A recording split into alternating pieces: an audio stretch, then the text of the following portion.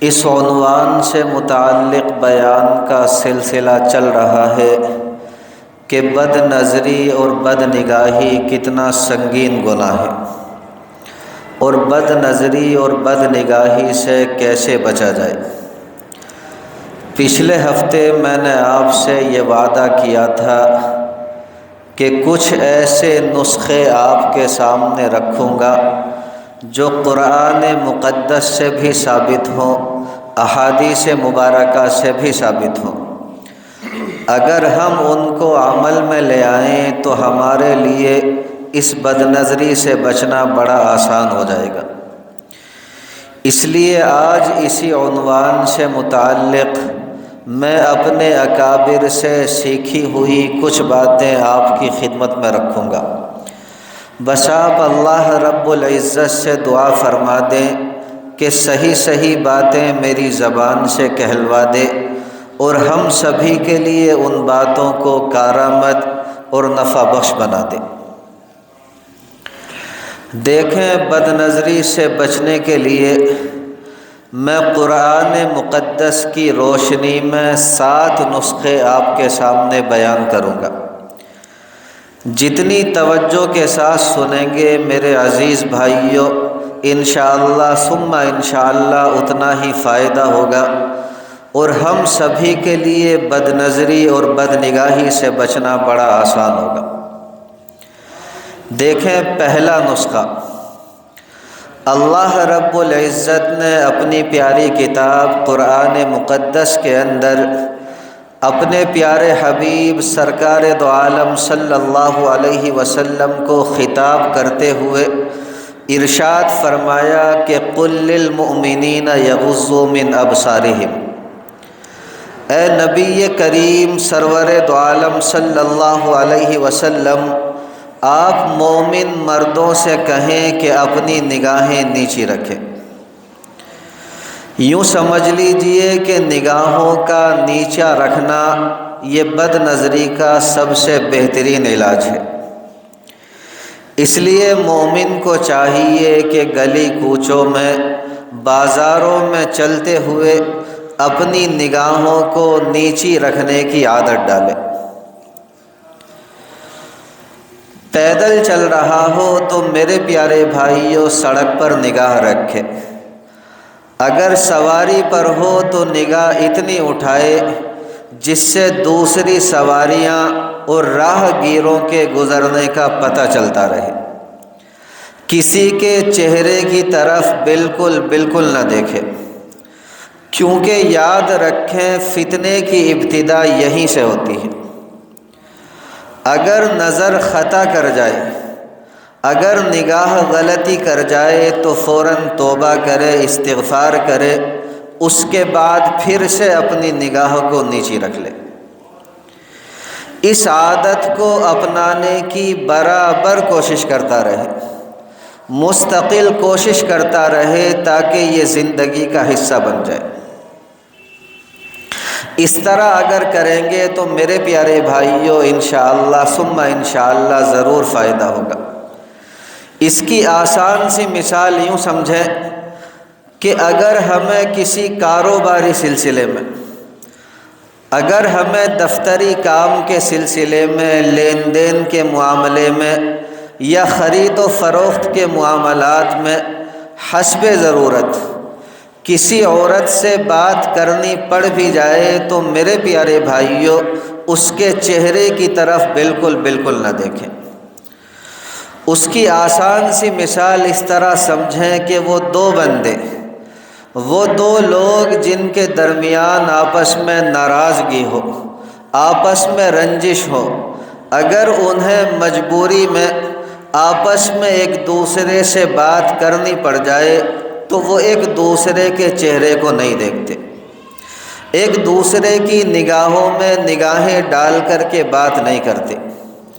اسی طرح مومن اپنے دل میں سوچے، اپنے ذہن میں یہ تصور کرے کہ غیر محرم عورت سے میری اللہ رب العزت کے لیے ناراضگی ہے، اس لیے میں اس کے چہرے کی طرف نہیں دیکھوں گا۔ تو پتہ چلا کہ بد نظری کا سب سے بہترین علاج ہے اپنی نگاہوں کو نیچی رکھنا۔ تو بتائیں آج سے انشاءاللہ ثم انشاءاللہ اس عادت کو اپنانے کی کوشش کریں گے۔ اللہ رب العزت ہم سمیت دنیا کے اندر بسنے والے تمام مسلمانوں کو اپنی نگاہوں کی حفاظت کرنے والا بنا دے۔ دیکھیں دوسرا نسخہ اللہ جل جلالہ نے یہ ارشاد فرمایا کہ فَانْكِحُوا مَا طَابَ لَكُم مِّنَ النِّسَاءِ، کہ تمہیں جو عورتیں بھلی لگتی ہوں، جو عورتیں اچھی لگتی ہو، ان سے نکاح کر لو۔ لہٰذا جتنا جلدی ممکن ہو سکے دیندار، اسی طرح فرما بردار، اسی طرح حسن و جمال والی اور خوبصورت عورت سے شادی کر لے، تاکہ جنسی ضرورت میرے پیارے بھائیوں پوری ہو سکے۔ دیکھیں اگر ہمارے کسی بھائی کو بھوک لگ رہی ہو اور وہ چاہے کہ میں نفلیں پڑھتا رہوں تاکہ میری بھوک اتر جائے، تاکہ میری بھوک مٹ جائے، تو ایسے بندے کو اپنا علاج کرانا چاہیے۔ بھوک کا علاج یہ ہے کہ روٹی کھائے، کھانا کھائے اور اللہ رب العزت سے بھوک کے مٹنے اور اترنے کی دعا مانگتا رہے۔ اسی طرح دیکھیں نظر کو پاک رکھنے کا طریقہ یہ ہے کہ انسان میرے پیارے بھائیوں شادی کر لے اور اللہ رب العزت سے پاکیزہ نظر حاصل ہونے کی دعا کرتا رہے۔ اور دیکھیں جب بھی موقع ملے اپنی بیوی کے چہرے کو محبت بھری نگاہوں سے دیکھے، اپنی بیوی کے چہرے پر محبت بھری نگاہیں ڈالے، اللہ رب العزت کا شکریہ ادا کرے کہ اللہ رب العزت نے یہ بیوی جیسی نعمت مجھے عطا فرمائی۔ اگر یہ نعمت میرے پاس نہ ہوتی تو میں تو مصیبت میں پڑ جاتا، میں تو گناہوں کے اندر مبتلا ہو جاتا۔ اس بات پر اللہ رب العزت کا شکریہ ادا کرے۔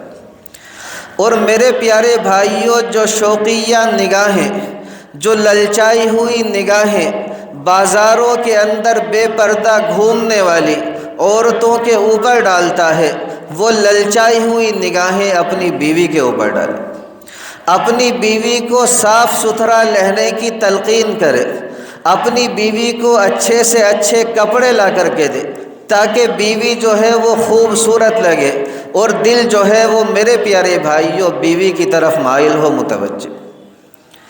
ایک بات اپنے ذہن میں ہمیشہ رکھے کہ اگر میں غیر محرم عورت کی طرف دیکھوں گا تو اللہ رب العزت مجھ سے ناراض ہوں گے، اور بیوی کی طرف جتنی مرتبہ دیکھوں گا اتنی ہی مرتبہ اللہ جل جلالہ مجھ سے راضی ہوں گے، خوش ہوں گے۔ دیکھیں حکیم الامت حضرت مولانا اشرف علی تھانوی علیہ الرحمہ نے اپنی کتاب کے اندر بڑی پیاری حدیث مبارکہ نقل کی۔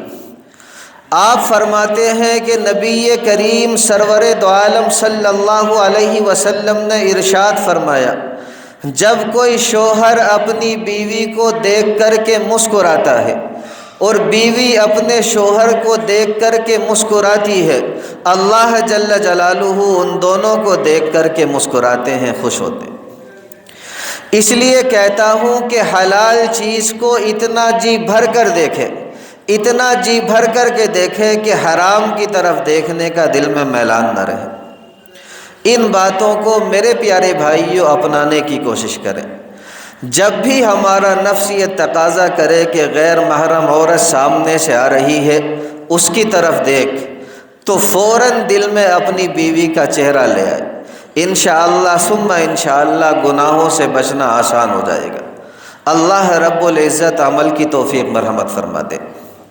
دیکھیں تیسرا قرآنی نسخہ، اللہ رب العزت قرآن مقدس کے اندر ارشاد فرماتے ہیں، اللہ رب العزت نے ارشاد فرمایا ان الذین اتقوا، کہ وہ لوگ جو متقی ہیں، وہ لوگ جو پرہیزگار ہیں، وہ لوگ جو اللہ رب العزت سے ڈرنے والے ہیں، اذا مسہم طائف من الشیطان، جب بھی انہیں شیطان کی طرف سے کوئی وسوسہ یا کوئی خیال چھو کر کے گزرتا ہے، تذکروا، تو وہ فوراً ذکر کرنے لگتے ہیں، وہ فوراً اللہ رب العزت کو یاد کرنے لگتے ہیں، انہیں فوراً اللہ رب العزت یاد آ جاتا ہے۔ فَإِذَا هُمْ مُبْصِرُونَ، پھر انہیں سمجھ حاصل ہو جاتی ہے، بوجھ حاصل ہو جاتی ہے۔ تو دیکھیں اس آیت مبارکہ سے یہ راز کھلتا ہے کہ جب بھی کسی مومن کے اوپر شیطان حملہ آور ہو اور شیطان اس کے دل میں گناہ کا وسوسہ یا خیال ڈالے، اسے چاہیے کہ فوراً ذکر کرے، اللہ رب العزت کو یاد کرے، اپنے پیارے رب کو یاد کرے۔ میرے پیارے بھائیوں، گلی میں، کوچوں میں، بازاروں میں چلتے ہوئے ذکر کا اہتمام کرے۔ اگر سہولت ہو تو تسبیح اپنے ہاتھ میں لے لے، اللہ اللہ کرتا رہے۔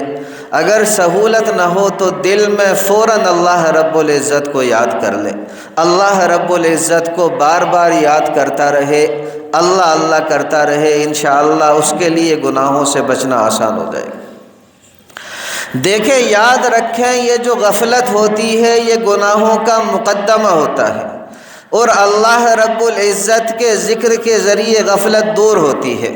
یوں سمجھ لیجئے کہ ذکر کا نور جو ہے وہ ہمارے دلوں کے اندر رفتہ رفتہ ایسا سرور پیدا کر دیتا ہے کہ اس کی برکت سے اللہ رب العزت کے غیر کی طرف دیکھنے کا انسان کا دل ہی نہیں چاہتا۔ اسی لیے ایک شاعر کہتا ہے، دو عالم سے کرتی ہے بیگانہ دل کو، دو عالم سے کرتی ہے بیگانہ دل کو، عجب چیز ہے لذت آشنائی۔ اللہ رب العزت اس نسخے پر بھی ہم تمام مسلمانوں کو عمل کی دولت سے مالا مال فرما دے، عمل کی توفیق مرحمت فرما دے۔ دیکھیں، چوتھا قرآنی نسخہ، اللہ رب العزت نے اپنی پیاری کتاب قرآن مقدس کے اندر ایک جگہ ارشاد فرمایا، الم یعلم بان اللہ یری، کہ کیا انسان اس بات کو نہیں جانتا کہ اللہ رب العزت اسے دیکھ رہا ہے۔ اس سے پتہ چلتا ہے کہ جب بھی ہمارے دل کے اندر گناہ کا خیال آئے، جب بھی ہمارا نفس غیر محرم کی طرف دیکھنے کا تقاضا کرے، جب بھی ہمارے دل کے اندر گناہ کا داعیہ پیدا ہو، تو فوراً اپنے دل میں یہ خیال لے آئے کہ میرا رب مجھے دیکھ رہا ہے، اللہ رب العزت میرے اوپر نگاہ رکھے ہوئے ہے۔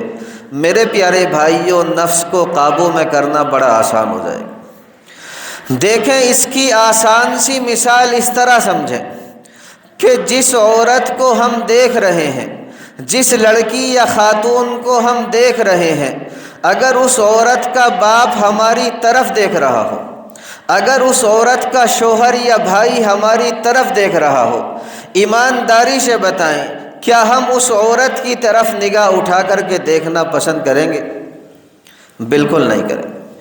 میرے پیارے بھائیوں، ہمیں جھجک محسوس ہوگی، ہمیں عار محسوس ہوگی، ہمیں شرم محسوس ہوگی۔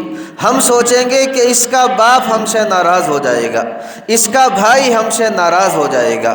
اسی طرح سمجھیں کہ جب اللہ رب العزت ہمیں دیکھ رہے ہیں اور اللہ رب العزت نے ہمیں منع کیا ہے کہ غیر محرم کی طرف بالکل نہ دیکھیں، اس کے باوجود بھی اگر ہم غیر محرم کو دیکھیں گے تو یقین جانیں اللہ رب العزت کا جلال وجود میں آئے گا، اور پھر ہمارے لیے میرے پیارے بھائیوں بچنا بڑا مشکل ہو جائے گا۔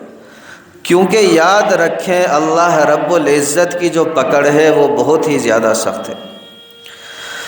دیکھیں، ایک مقام پر اللہ جل جلالہ ارشاد فرماتے ہیں، ارشاد فرمایا، ان اخذہ علیم شدید، میری جو پکڑ ہے وہ بہت ہی زیادہ دردناک بھی ہے اور بہت ہی زیادہ سخت بھی ہے۔ ایک جگہ فرمایا، ان بطش ربک لشدید، کہ تیرے رب کی جو پکڑ ہے وہ بہت ہی زیادہ سخت ہے۔ ایک جگہ ارشاد فرمایا، ولا یوثق وثاقہ احد، کہ میں بندے کو ایسے جکڑ دوں گا، ایسے باندھ دوں گا کہ کائنات کے اندر کوئی دوسری ذات ایسے جکڑ ہی نہیں سکتی۔ ایک جگہ ارشاد فرمایا، انی اعذبہ عذابا لا اعذبہ احدا من العالمین، کہ میں ایسا عذاب دوں گا کہ تمام جہانوں کے اندر کوئی دوسری ذات ایسا عذاب نہیں دے سکتی۔ اس لیے ہمیں چاہیے کہ میرے پیارے بھائیوں اللہ رب العزت کی پکڑ سے بچیں، اللہ رب العزت ہم سب کی حفاظت فرمائے۔ دیکھیں 5واں قرآنی نسخہ، اللہ رب العزت نے قرآن مقدس کے اندر ارشاد فرمایا کہ والذین جاہدوا فینا، جو لوگ ہماری راہوں میں ہمارے راستوں میں مجاہدہ کرتے ہیں، لنہدینہم سبلنا، ہم اپنی راہیں ان کے لیے آسان فرما دیتے ہیں، ہم انہیں اپنی راہیں دکھاتے ہیں۔ دیکھیں مفسرین لکھتے ہیں کہ شریعت کی خاطر اپنے نفس کے خلاف عمل کرنے کو مجاہدہ کہتے ہیں، اور حقیقت یہ ہے کہ مجاہدے سے ہی مشاہدہ نصیب ہوتا ہے۔ لہٰذا جب بھی ہمارے دل کے اندر یہ خیال پیدا ہو کہ غیر محرم کی طرف دیکھیں، غیر محرم کی جانب متوجہ ہوں، تو میرے پیارے بھائیوں فوراً اپنے رب کا دل میں خیال لے آئیں، اپنے نفس سے مجاہدہ کرائیں، اور یہ سوچیں کہ اس مجاہدے کے بدلے مجھے آخرت میں محبوب حقیقی کا مشاہدہ نصیب ہوگا، یعنی میں اللہ رب العزت کا دیدار کروں گا۔ اور یاد رکھیں یہ جو مجاہدہ آپ کریں گے یہ میرے پیارے بھائیوں صرف پل بھر کا ہوگا، چند منٹوں کا ہوگا یا چند سیکنڈ کا ہوگا، لیکن جو اللہ رب العزت کا دیدار آخرت میں ہوگا اس کی لذت ہمیشہ ہمیشہ رہے گی، آپ کبھی بھی نہیں بھولیں گے۔ اس لیے دیکھیں ہمارے اکابر نے ایک جملہ کہا ہے، اور بڑا پیارا جملہ، اگر آپ یاد رکھیں گے تو آنے والی زندگی کے اندر ہم سب کی مدد کرے گا۔ ہمارے اکابر یوں فرماتے ہیں کہ ہمت ہارنے سے کبھی بھی مسئلہ حل نہیں ہوتا، بلکہ مسئلہ جو حل ہوتا ہے وہ ہمت کرنے سے ہوتا ہے۔ لہٰذا اپنے نفس پر جبر کریں، اپنے نفس کے اوپر زبردستی کریں، اسے شریعت کی لگام ڈالیں، تاکہ آخرت میں اللہ رب العزت کے دربار میں باعزت بن کر کے پیش ہو سکے۔ یہ 5واں نسخہ۔ اسی طرح دیکھیں چھٹا نسخہ، چھٹا نسخہ میرے پیارے بھائیوں اللہ رب العزت اپنی پیاری کتاب کے اندر ارشاد فرماتے ہیں ان اللہ یأمرکم ان تؤدوا الامانات الی اہلہا، کہ اللہ رب العزت تمہیں اس بات کا حکم دیتے ہیں کہ تم امانتوں کو امانت داروں کے سپرد کر دو۔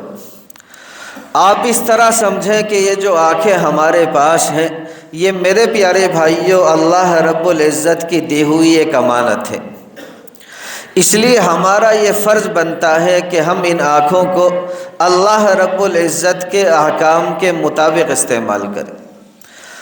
اگر ہم انہیں میرے پیارے بھائیوں اللہ رب العزت کے حکم کے خلاف استعمال کریں گے تو امانت کے اندر خیانت ہوگی، اور یہ آپ بھی جانتے ہیں کہ اگر بندہ امانت کے اندر خیانت کر دے تو میرے پیارے بھائیوں اسے امانت دوبارہ واپس نہیں دی جاتی۔ اس لیے کہتا ہوں کہ کہیں ایسا نہ ہو اللہ رب العزت کی دی ہوئی اس امانت کو ہم لوگ دنیا کے اندر غیر محرم کی طرف دیکھنے میں استعمال کریں، اور پھر آخرت میں ہمیں یہ نعمت دوبارہ نصیب نہ ہو، آخرت میں ہم اللہ رب العزت کے دربار میں اندھے بن کر کے پیش ہوں۔ اور دیکھیں یہ میں نہیں کہتا، قرآن مقدس سے ثابت ہے، اللہ رب العزت کے دربار میں کل کچھ بندے ایسے ہوں گے جو اندھے بن کر کے پیش ہوں گے، وہ اللہ رب العزت سے کہیں گے رب لما حشرتنی اعمی، رب کریم آپ نے مجھے اندھا کیوں کھڑا کیا، وقد کنت بصیرا، جبکہ میں تو دنیا کے اندر دیکھنے والا ہوا کرتا تھا۔ اللہ رب العزت ارشاد فرمائیں گے کذالک اتتک آیاتنا، اسی طرح کل دنیا کے اندر تیرے پاس ہماری نشانیاں آئی تھی فنسیتہا، تو نے ہماری نشانیوں کو بھلا دیا تھا، فَكَذَلِكَ الْيَوْمَ تُنْسَى، آج ہم بھی اسی طرح تجھے بھلائے بیٹھے ہیں۔ اور دیکھیں ایک اور بڑی ہی اہم بات میرے پیارے بھائیوں آپ کی خدمت میں پیش کر دوں، دیکھیں یاد رکھیں ہم دنیا کے اندر ایسے وقت میں آئے ہیں جب اللہ رب العزت کے پیارے حبیب سرکار دو عالم صلی اللہ علیہ وسلم اس دنیا سے تشریف لے جا چکے۔ یعنی ہم اس دنیا کے اندر پیارے آقا صلی اللہ علیہ وسلم کی زیارت نہ کر سکے، آپ صلی اللہ علیہ وسلم کا پیارا چہرہ نہ دیکھ سکے۔ آپ یقین جانیں اگر کل آخرت کے اندر بھی ہمارے اعمال کی وجہ سے ہمیں اندھا کھڑا کر دیا گیا تو میرے پیارے بھائیوں ہم وہاں بھی محبوب دو عالم صلی اللہ علیہ وسلم کی زیارت نہ کر سکیں گے، ہم وہاں بھی پیارے آقا صلی اللہ علیہ وسلم کا بابرکت چہرہ نہ دیکھ سکیں گے۔ اللہ رب العزت اس دوہری محرومی سے ہر مومن کو بچائے۔ اس لیے کہتا ہوں کہ نگاہوں کا ٹھیک استعمال کرنا بڑا ضروری ہے۔ اس لیے آج سے یہ طے کر لیں کہ ان نگاہوں کو صحیح استعمال کریں گے تاکہ آخرت میں اللہ رب العزت ہمیں یہ نعمت دوبارہ لوٹا دے اور ہمیں کل آخرت میں اللہ رب العزت کے محبوب نبی اکرم صلی اللہ علیہ وسلم کا دیدار نصیب ہو، بلکہ آپ صلی اللہ علیہ وسلم کے ساتھ چلنا پھرنا، اٹھنا بیٹھنا، کھانا پینا، آپ کی مجالس میں شریک ہونا، بلکہ ہر لمحہ آپ صلی اللہ علیہ وسلم کے ساتھ رہنا نصیب ہو۔ دیکھیں وقت پورا ہو چلا، ایک نسخہ رہ گیا، انشاءاللہ ثم انشاءاللہ آنے والے ہفتوں میں وہ نسخہ بھی آپ کے سامنے رکھوں گا، اور میرے پیارے بھائیوں اس مضمون کو اور بھی تفصیل سے آپ کے سامنے اجاگر کروں گا۔ اللہ رب العزت سے دعا کریں میرے لیے، اپنے لیے، ساری امت مسلمہ کے لیے کہ اللہ رب العزت ہم سب کو اپنی نافرمانی والی زندگی سے بچا لے اور اپنے رب اور پیارے نبی صلی اللہ علیہ وسلم کی مرضی والی زندگی کو اپنانے والا بنا دے۔ وما علینا الا البلاغ۔